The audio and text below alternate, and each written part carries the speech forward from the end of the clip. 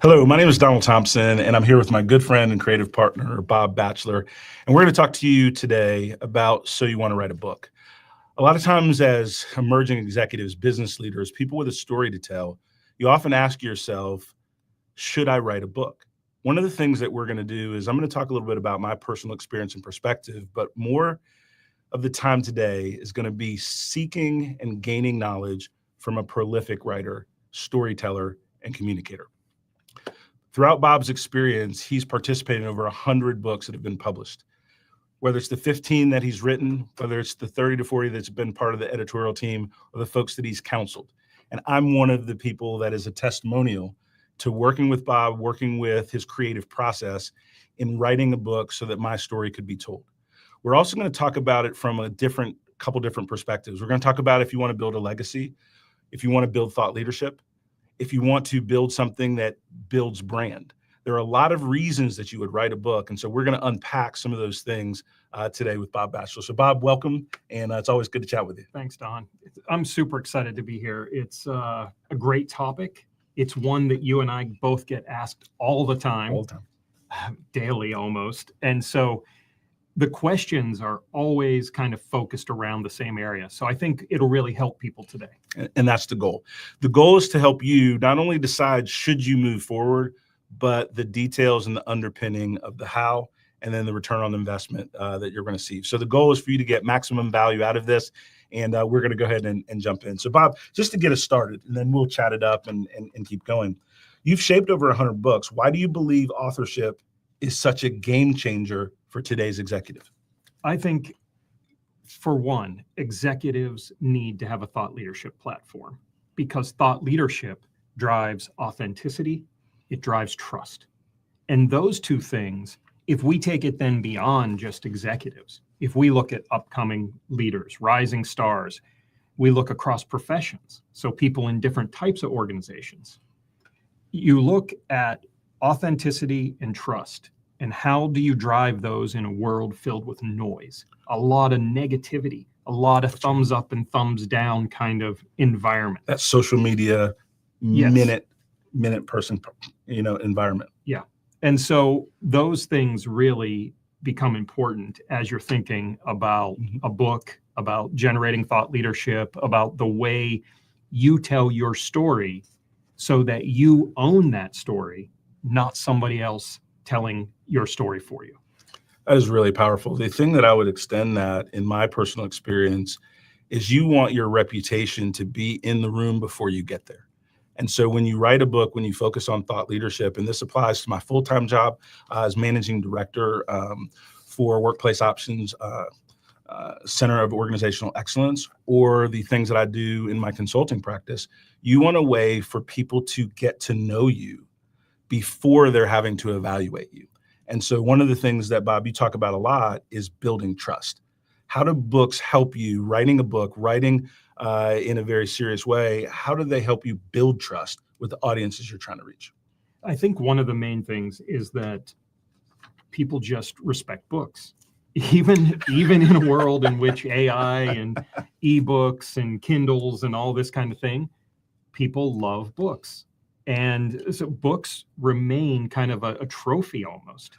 So I was talking with a leader the other day, and we are going through her story. She has a fascinating story. She has a model for her expertise area that's innovative, it's new, it's big enough to be held in a book. It's kind of that big idea.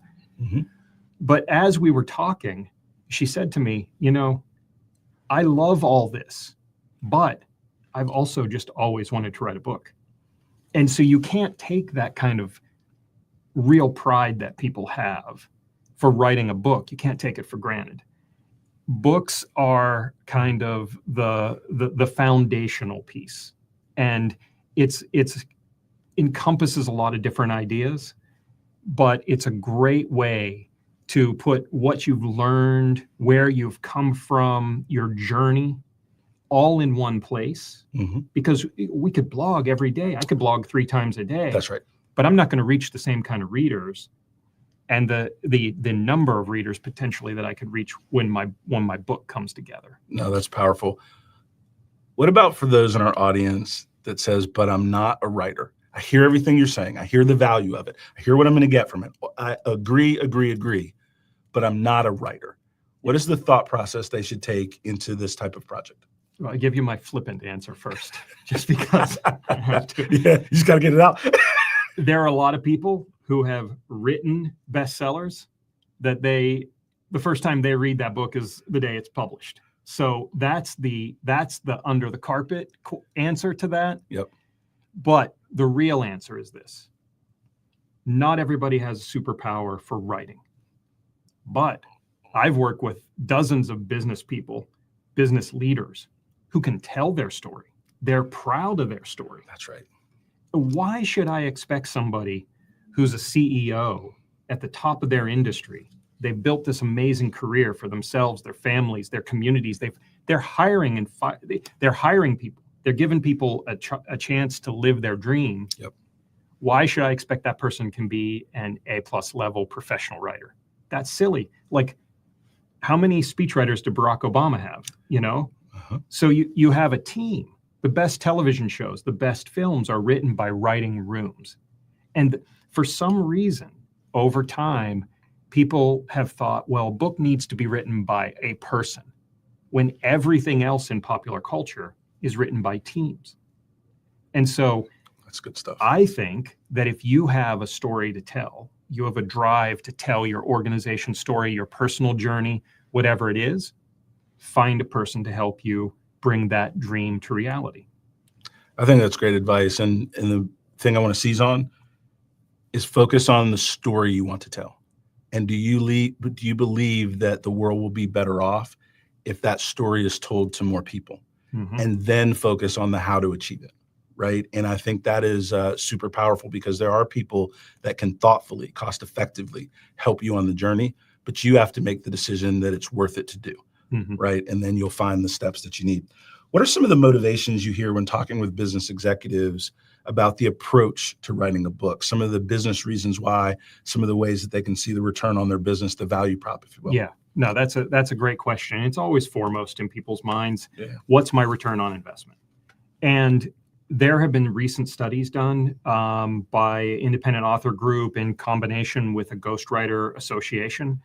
And they showed in their survey results that routinely the return on investment for a book is 10x to 20x of your investment.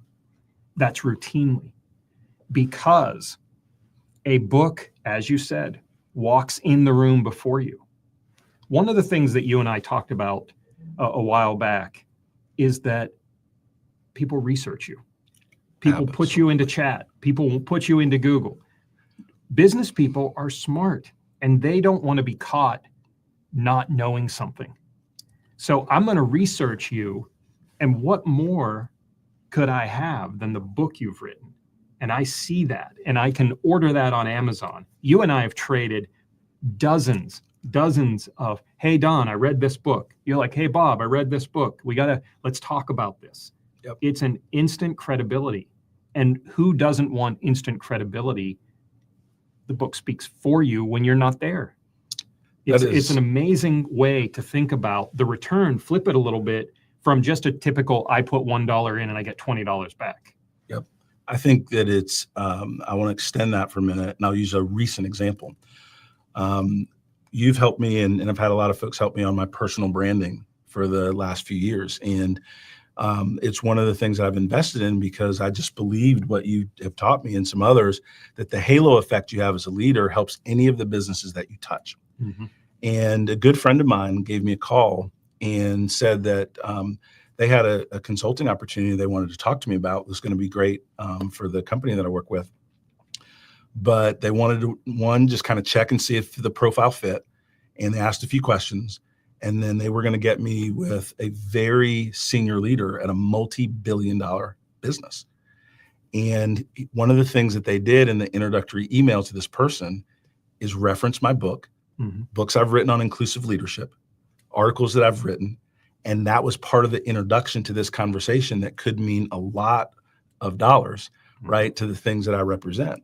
And so one of the things that I think people cheat themselves is it's not that they don't believe enough in themselves. It's that they don't think for the long term, Yeah. right? And they're always focused on the next viral video or the next thing that they're supposed to do there, whereas books are enduring. Mm-hmm. And it's something that can grow your brand for the long term as a business leader. Yeah, let me jump in on that. Yeah, I please. think that the way that authors talk about it and agents and people in publishing is they talk about a platform. And so you have to think as a leader, you're trying to build a platform for all the good things you can do. Every leader has different motivations. You might be at a point in your career where getting that C-suite title is your motivation. You might have a secondary or co-motivation of you want your family to live a certain kind of lifestyle.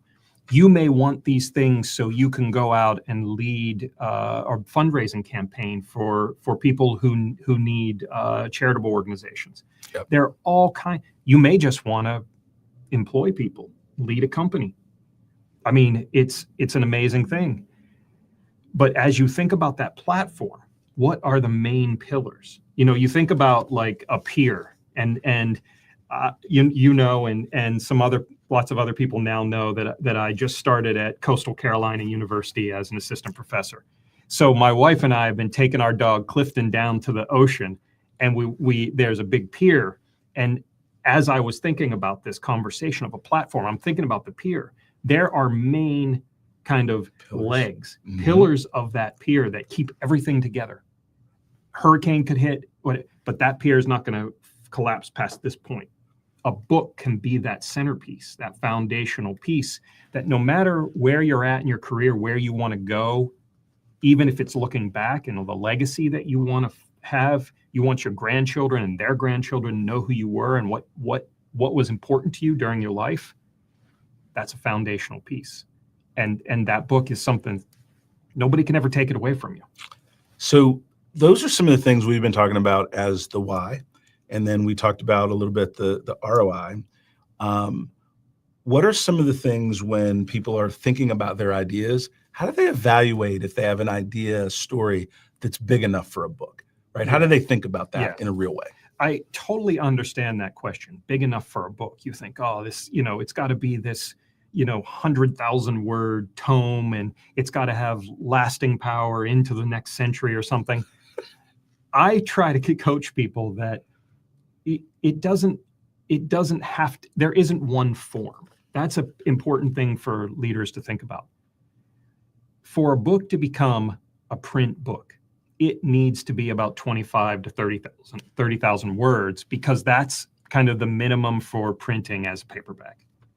Most books are probably in the 60 to 75,000 word category, up to 95,000 words.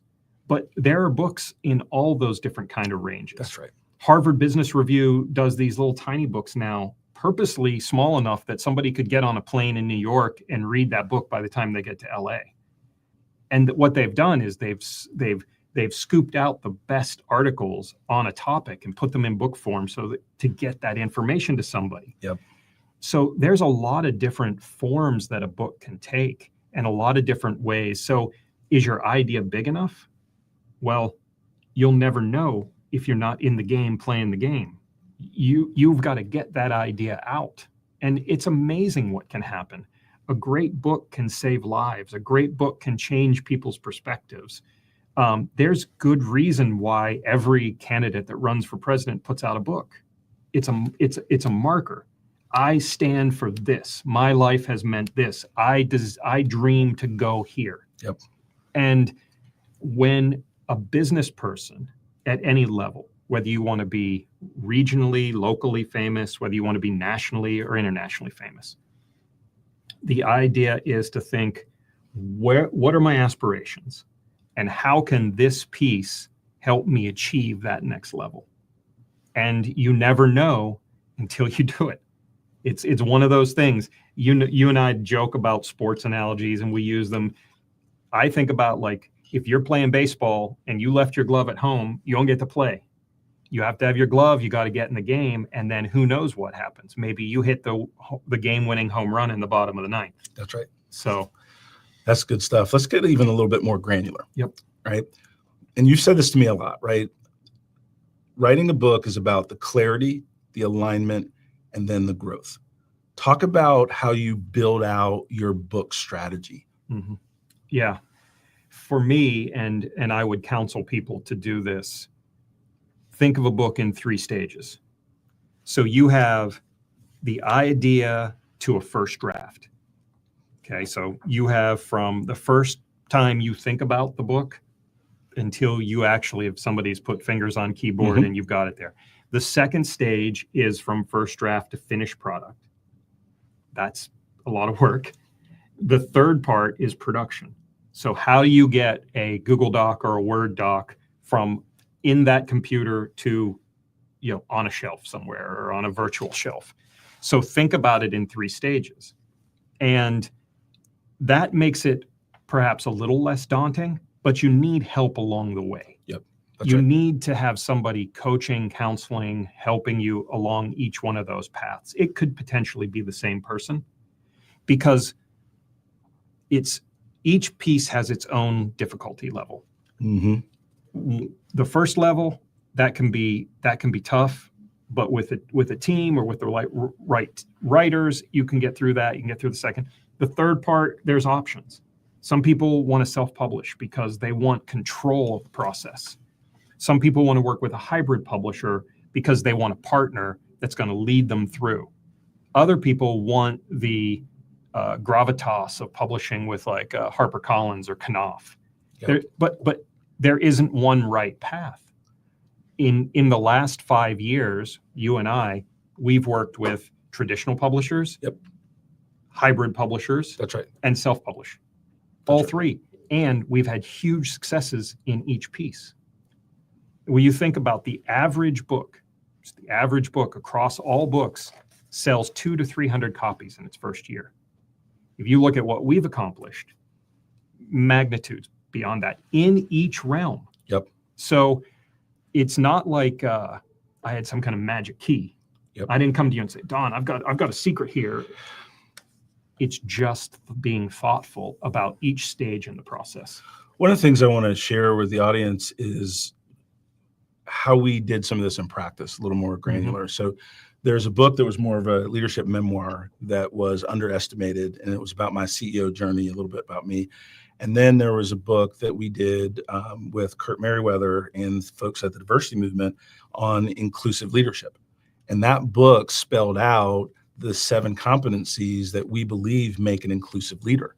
And we leveraged that book in our consulting practice. We leveraged that book to drive hundreds of thousands of dollars in revenue, because when people read that book, either in print or on PDF, we came across with a higher degree of credibility, and people could evaluate us as individuals attached to a brand, and then they wanted to do business with that brand.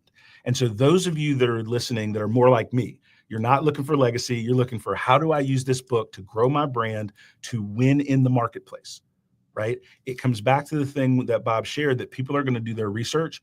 What are you giving them to do the best research on about you as an individual and the organization that you represent? And that's one of the things that we've seen really good success. And I'll say this last thing, and then I've got some more questions for you. I'm doing a speaking engagement in Brussels in November based on one of the curators of the event seeing that book, calling me up, waiving all the fees, handling the expenses, and now I'm going out of the country because we did that book. Yeah. And there's no way I would have had that kind of reach unless we put ourselves out there to do that. And now I can represent Workplace Options in an even bigger scale because of those small fundamental blocking and tackling things that we did. Yeah. Yeah. It's a person can benefit from a book at every part of their journey. And people are filled with such amazing stories. I mean, think about the rise of reality television. I mean, in our adult lives, we have grown up with reality television. And they make a ton of money. Love them or hate them. That's right. People watch because everybody wants a peek inside somebody else's medicine cabinet. And a book doesn't have to be scandalous. But if there's a leader in my community and that person has, universal respect from others, I want to know their journey. And if you look at Fortune and Forbes and Business Week and the magazines, that there's no coincidence that a profile is what leads every month. That's right. They're the 50 most powerful women in business. Oh, okay, I want to read this, but That's right. I don't want to just know their titles. How did they get there? What did they do differently? What are they doing now to reach down and help the next generation up? And that alone, when we go back to, is my idea big enough? What bigger idea could you have? If you're a woman C-suite leader and you write your story and it inspires somebody else at your college, in your town, it could be your future mentee, it could be somebody who interns at your company, and you've reached down and pulled them up, I mean, that's priceless. One, I agree. Two, I've experienced a lot of what you're describing. And three, back to like, how do people take the book project and now repurpose that content across different channels? Yeah, it's one of my favorite topics, because I think that, to me, everything's content. That's right. I mean, the world That's right. I look at the world from a content perspective. And my favorite word in the English language might be reuse, because a book project has so many derivatives. That's why it's the platform on the pier. It's the foundation piece, because in the process of creating that book, whether it's 35,000 or 95,000 words, you're going to have interview transcripts. You could potentially be doing this via podcast. You could be blogging. You could take your best ideas and write them up as op-eds or articles and get them out into the world to test your ideas. And the whole time, that entire process, you're building a thought leadership campaign. And it's thoughtful and it can be integrated. Here's another thing, the best part of reuse. People often forget this. It's not just talking to the outside world. If you're a leader, you've got X number of people who are looking to you every day. Inside your own company. They want to know. They want to be led by somebody they respect and look up to. Bob, I want to jump in on this. This has happened a couple of times in kind of my day-to-day work. Is I'll talk with, I'm part of now a global organization, and learning that and different things is super fun.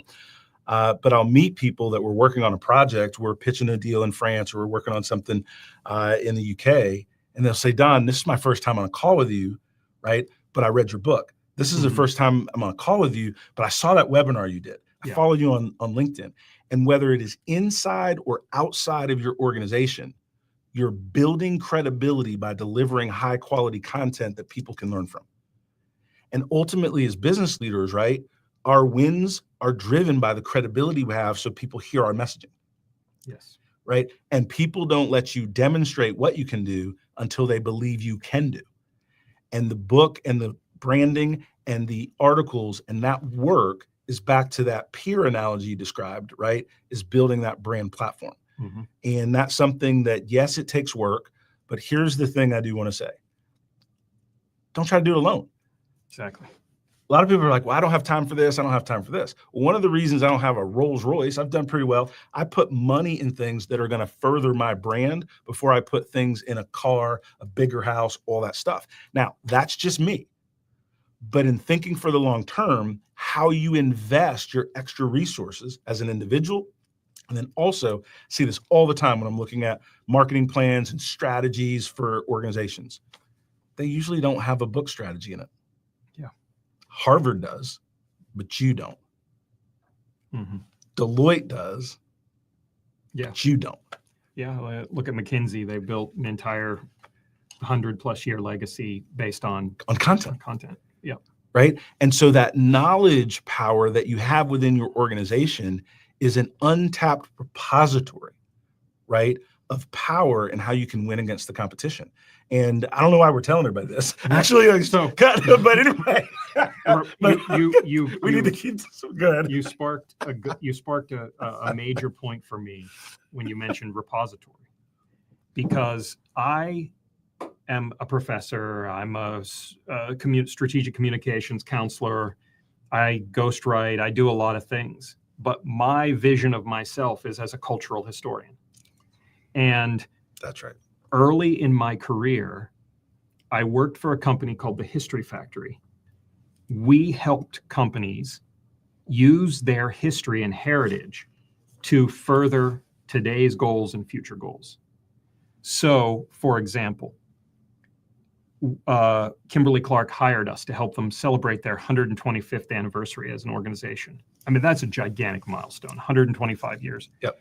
They were also buying Scott Paper at that same time. So they were bringing Scott Paper into the fold. And this had been one of their major competitors for almost 100 years. So we were tasked with celebrating this anniversary, but we called it back then a core research document. We needed a book that outlined everything that was professionally done so that we knew whenever we wanted to celebrate a certain date, that was the date. And whenever we want to talk about an opening in the first office in Mexico, that the facts were right. But then we started compiling stories. Then we started putting them on the website. Then we started going to different locations and celebrating. A company's history and its heritage is its most authentic bit of content. It's something nobody else has. And one of the naysay kind of things that executives say to me is, I don't want this to be about me. It's ego. I don't want to tell my story. I'm all about the company. Well, your company's history is your best way to tell the story that you then become a part of, but it's not you at the center. It's the organization. And I've done everything from write books for companies, pamphlets, brochures about their history. I helped a company develop a one-room museum. I've done this many times. Help them develop displays for their entryways, yep. Large room, small room. Heritage is huge. And in today's day and age where you can make video in a cost-effective way, everybody loves documentary. I mean, if you've been on YouTube, yep. YouTube is just a million documentaries.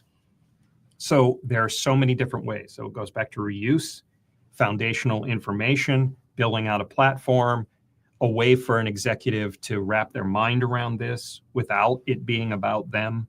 So history content, books, it all puts a nice tidy bow around that idea. No, that is powerful. A couple of things I wanted to share with the audience. One, you can connect with Bob or I on LinkedIn, and we're happy to help folks if we're available, if we're the right folks to support you. Number one. Number two, we're going to spend some time on some question and answers in a little bit. So if you want to get those into the chat and different things like that, you can do that as we finish up with the last handful of questions. One of the things that I'd like you to think about or answer, Bob, time. People use that as an excuse not to write a book. So talk about that a little bit.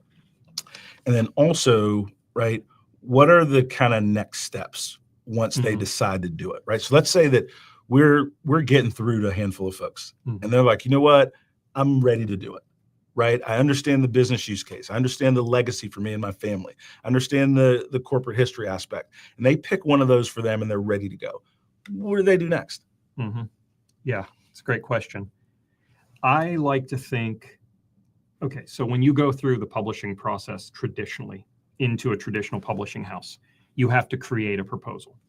Okay. Two parts of the proposal are really important. One is you have to find comparable books and talk about why your book's different. Second, you have to come up with a sample table of contents. Okay. It's not the final table of contents, it's a sample. I would say use those two ideas to flesh out your ideas. Got it. Because if you go and look at books you think are comparable, it'll give you an idea of the landscape. If you just go and look at the top 50 books in a category on Amazon, it's going to give you a sense of what's out there. If you decide to self-publish and you hire a cover designer, it's going to give you some ideas on how it should look. And then To me, a table of contents is almost like an outline. And if you can come up with a rough table of contents, then you can start thinking about the word count. And I would say, shoot for 60,000 words, backtrack from there. You're going to have 10 chapters. There's going to be an introduction and conclusion. That's 12 pieces of that book, 60,000 words. Each one's got to be 5,000 words. Take chapter 1, divide it into 4 parts, make subtitles. Each one of those subtitles is going to be 800 to 1,000 words. That's the genius of writing a book. And I just gave it away for free. But it takes time to hone that. Yep. And it takes time to come up with those pieces.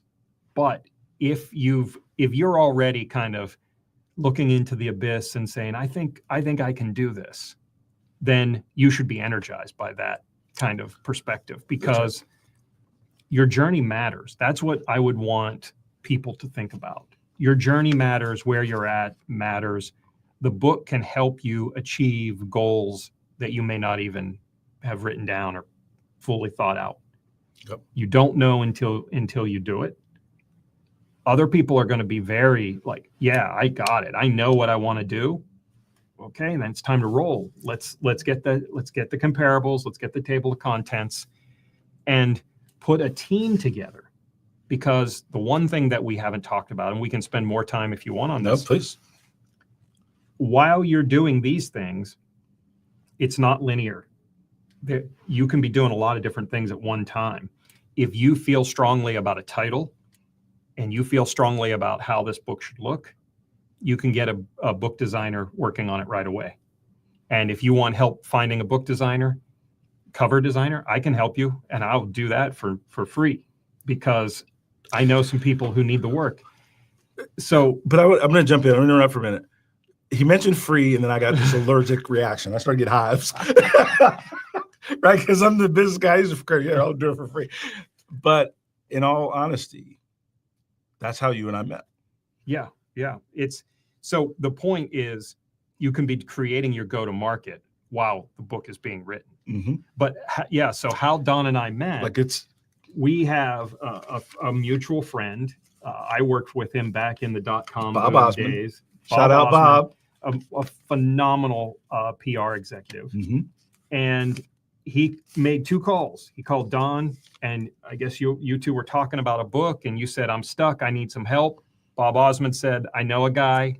Calls me, says, will you meet with this guy? I'm like, bah, sure. I was busy at the time. I'm writing my own books. 15 books in. He's super famous. But, in the book. Like, I get it. I'm like, yeah, I'll meet with him, because you were running Walk West at the time. So I'm like, this is a cool digital agency. I love the communications process. I think I'll learn something from this guy. Maybe we'll work together on some things. We had an hour conversation over Zoom, and that launched a 5-year process and a friendship and a working relationship, a creative partnership. Yep. All because of Bob Osmond. So thank you, Bob. That was huge and helped us get where we needed to go. But, the book it's just a centerpiece. That's always the way to think about it. So let me add to this. I'm a pretty confident individual. Done a few things business-wise in my life and different things. But I'd never written a book. So it was new territory. And so what Bob doesn't know is I had started it. I'd worked with different things. I'd put it on the shelf. I had fits and starts, and I had all of this doubt that I was using busyness and different things to not really get it over the finish line. Mm-hmm. And so when I talked to Bob, he did 2 things that were really important. Number 1, he gave me great advice, right, in thinking through the process. But number 2, I borrowed his courage, because at the end of the call, I don't know if you remember this, he's like, you shouldn't let this story go untold, because I told you a little bit about the book and what we were trying to accomplish.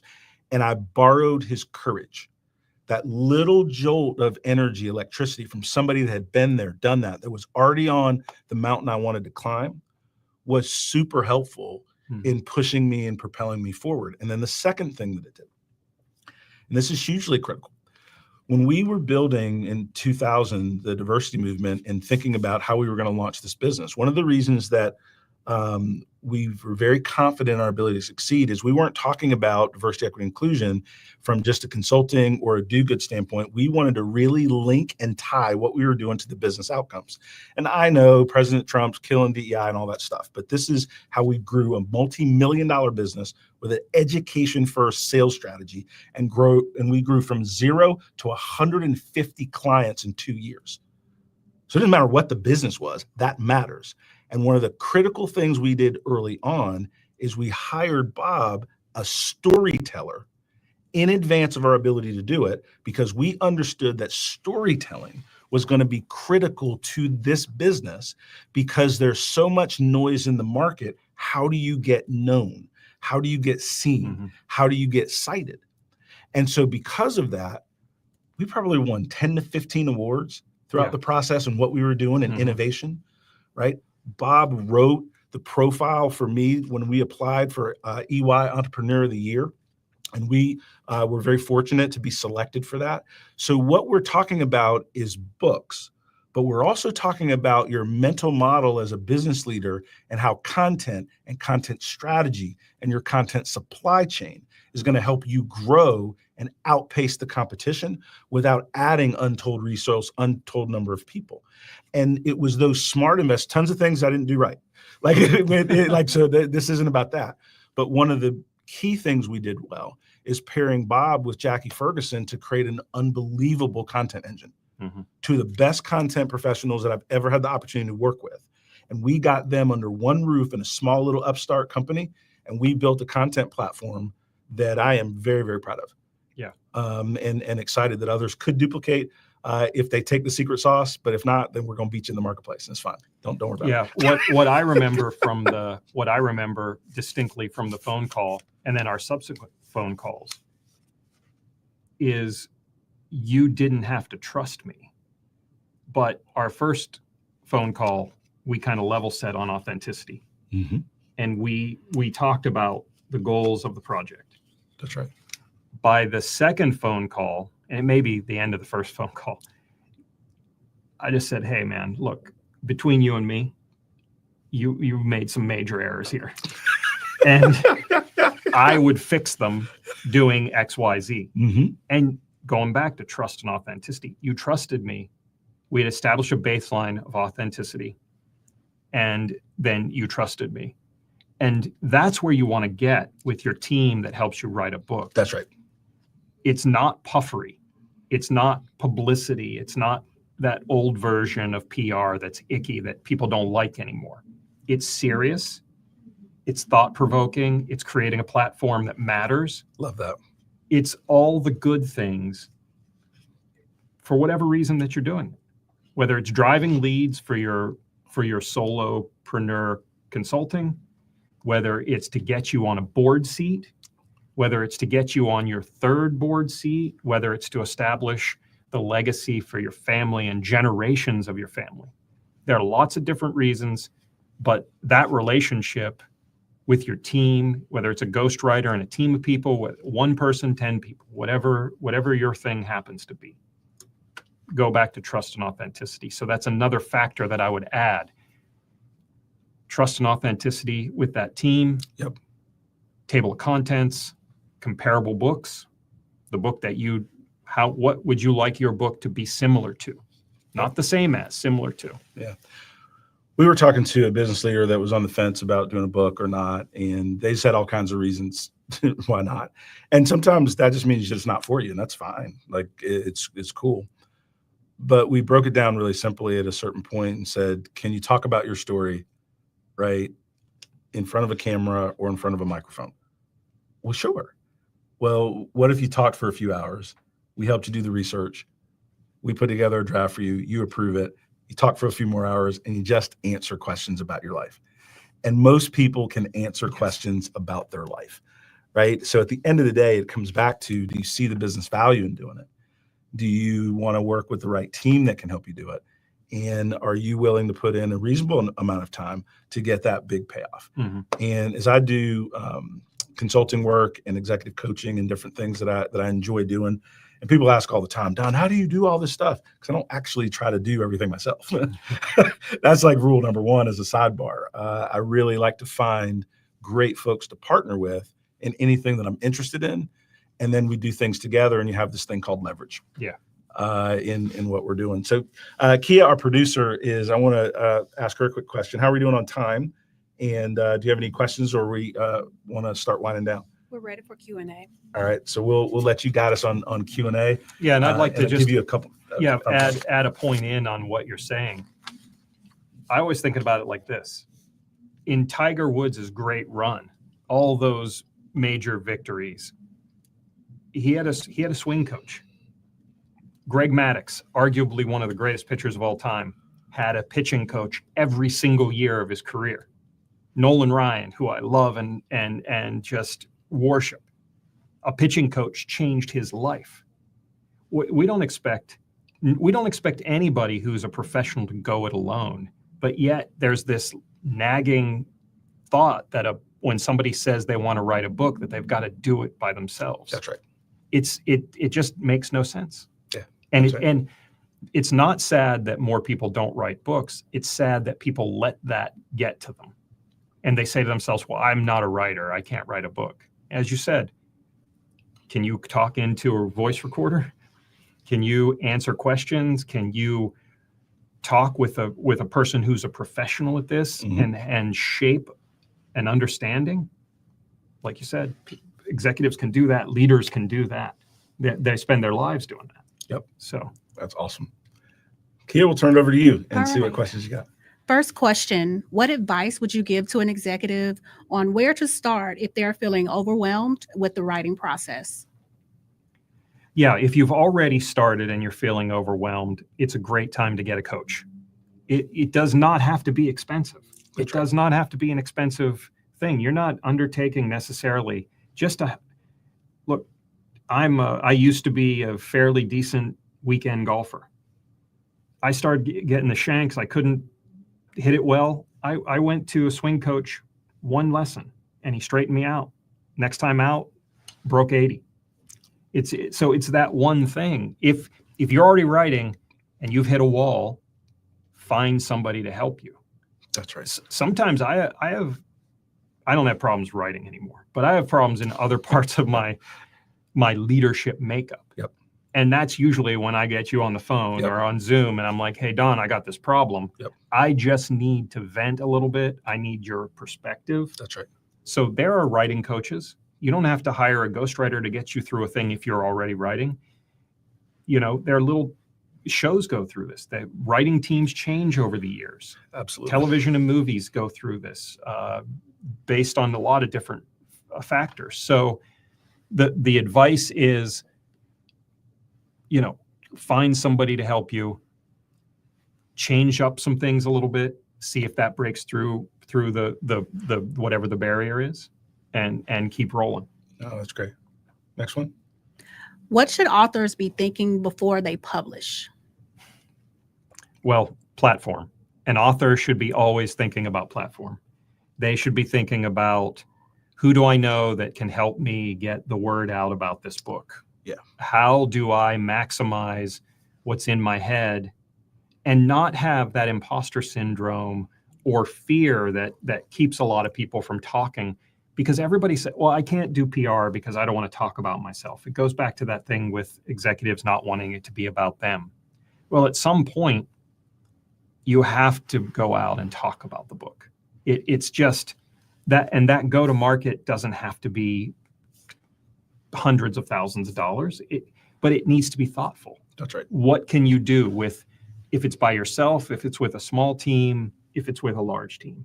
It's being thoughtful, being as thoughtful with the go-to-market as you are with the crafting of the book.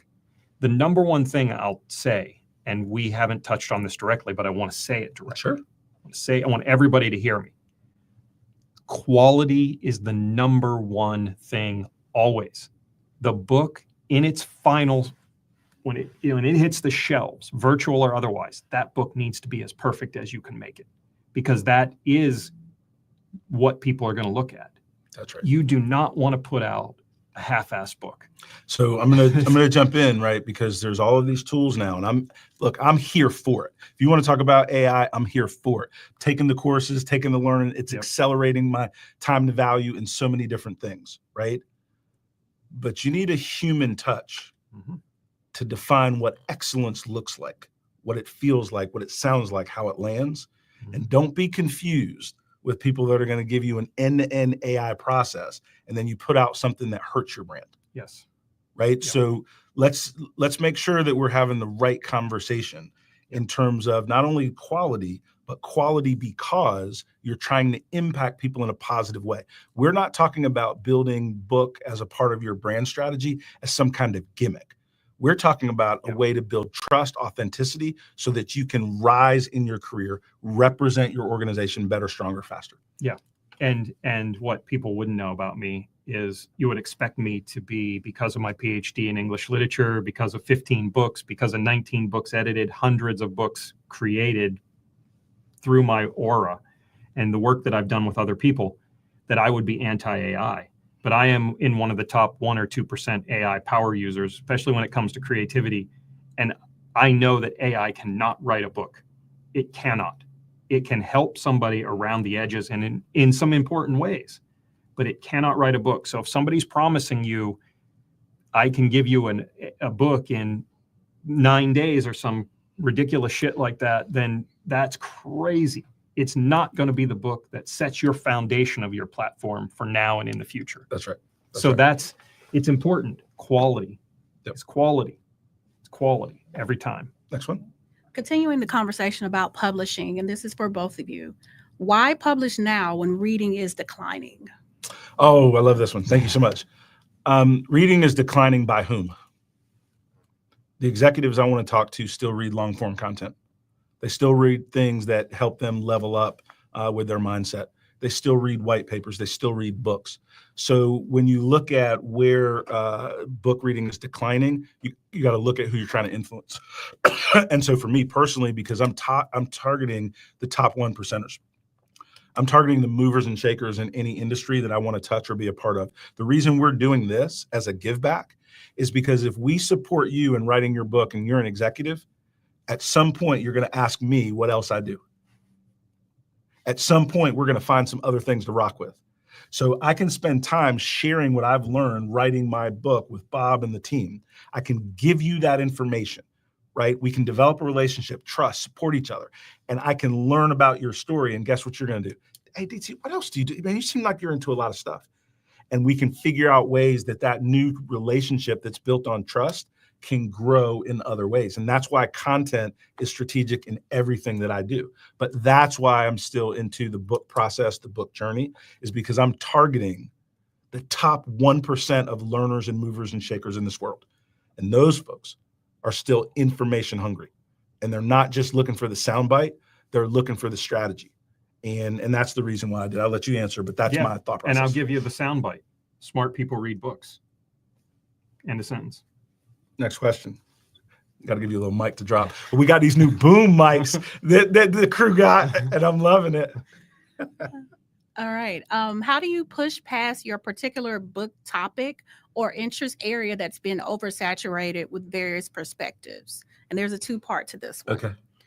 Or is that a time to tackle another topic from a different perspective? So, Bob, you go ahead. No, it's interesting. I mean, if you've got multiple topics, there may be a time when one topic is just the smarter one to pursue. Like, I'm not going to write. I said I'm a power user. I'm an AI power user from day one. I do the studies. I read the studies. I'm not going to write a book about how to use AI because it's not the right time. It will be inconsequential by the time it goes through the publishing process. But if I were to write a book about the early history of AI, I think a lot of people would be really interested in that. Or if you were to write a book on AI adoption. Exactly. Right. So yes, what Bob said, and you have to make sure you have a meaningful differentiator in the book that you're writing, even on a topic that's relevant. So you could flip that and make that negative a positive. And this is the sales in me, right? Because I want to go this way, right? So if people are talking about a topic then that means there's a high concentration of people that are thinking about this topic. And then your goal is to find a nuance to that topic. So if everybody's talking about AI, how to use AI, XYZ, what people are not talking about, not good at, not have enough good use cases is how do you adopt AI into your business strategy? How do you adopt AI without scaring people, but empowering them? And so now you can talk about the education components of AI. Now you can talk about how people can be job accelerated, right, in their career by using AI. But you're still talking about the technology, but you're now talking about the adoption within an organization, which makes it slightly different. And so I'm doing some speaking and training on AI adoption, but I'm not going out and doing speaking and training on AI broadly. Right. Yeah, it's a great example. I would say, it's bounce the ideas off people who read, who you admire, who are smart, bounce your ideas off them and see what sticks. I mean, people, if you're pitching a movie or a TV show, they want one sentence or two sentences. What's your elevator? Do the same thing for your book. Come up with the elevator pitch and then tell 30 people and see, A/B test it. We're always talking about testing and learning. So test it and find out. People love to talk about ideas. Say, hey, I've got an idea for a book. I'm thinking about this and this. Make it a straw poll. Yep. Next one. We got. All right, we have a little under 10 minutes left. Okay.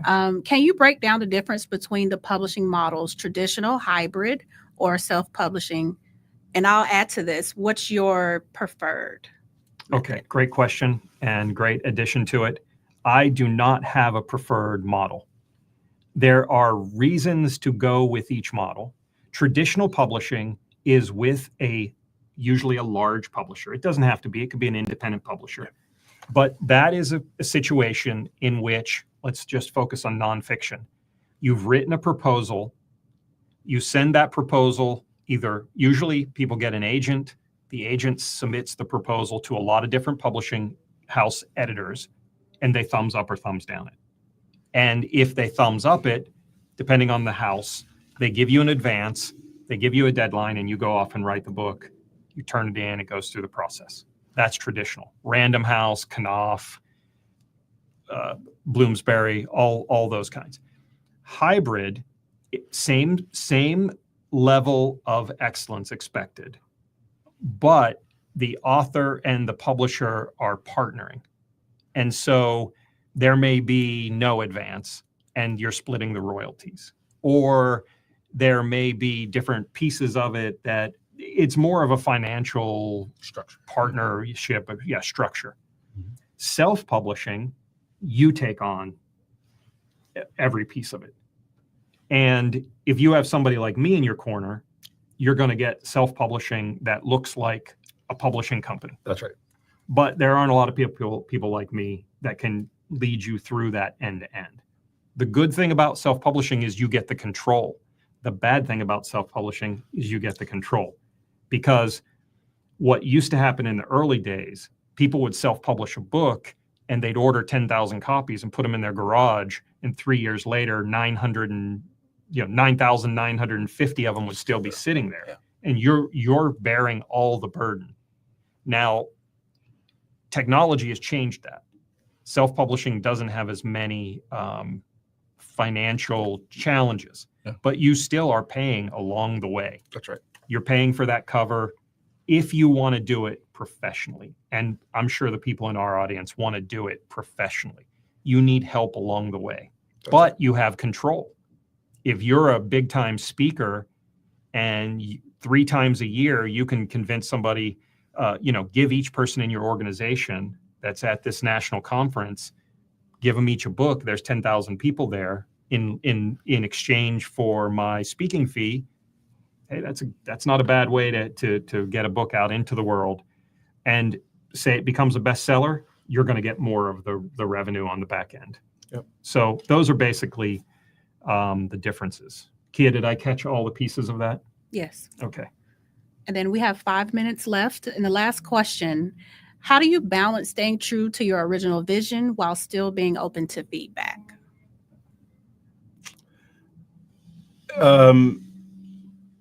I think you're saying the answer in the question. Your original vision is yours, and you don't really want to stray with that.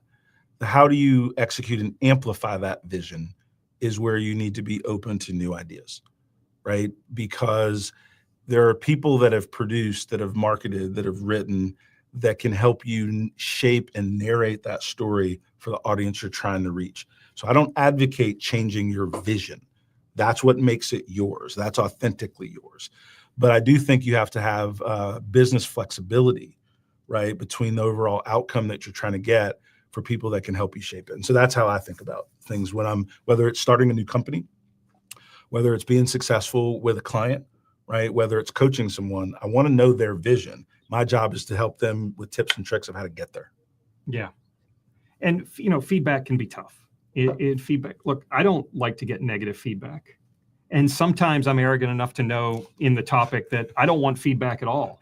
Like I'm the expert. I don't want your feedback. But I'm laughing because it's funny, but also true. Like it just depends on the look. You have a vision. You want to bring a book to life.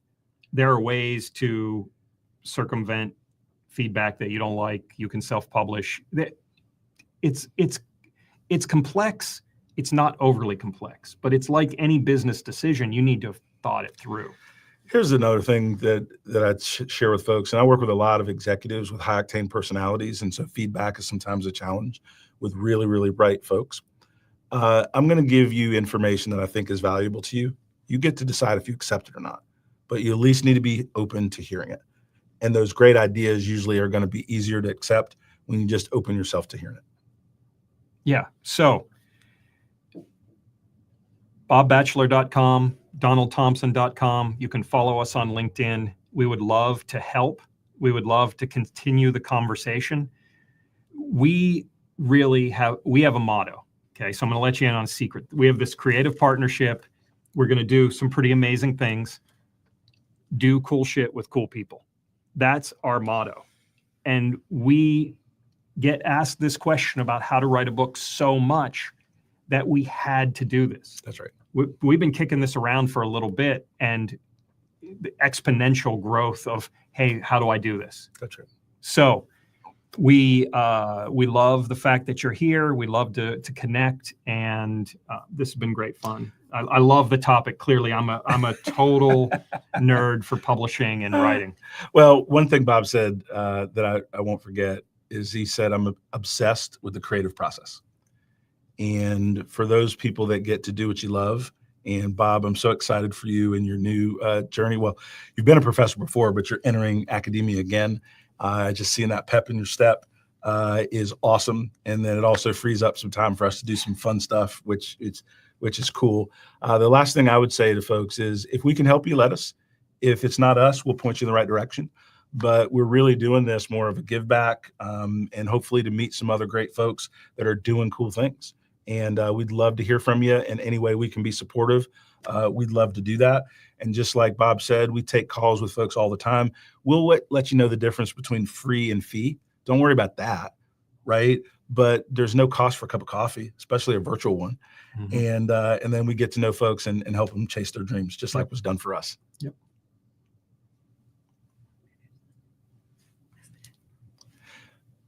I think we're good. Yeah.